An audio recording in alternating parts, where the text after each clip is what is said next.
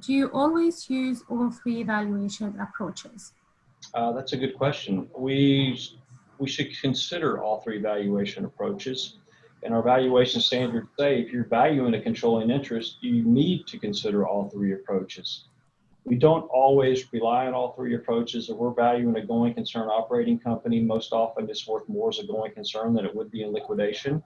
So the asset approach is when you really mark a balance sheet for a company to its fair market value to come up to indication of the value of the equity. Well, that's the value of the business based simply on its assets and liabilities. It doesn't incorporate any necessary going concern goodwill value into the work. So most businesses we value that are going concerns are worth more as a going concern than they would be in liquidation, so we don't rely on that asset approach methodology. We'll typically rely on the income approach or the market approach.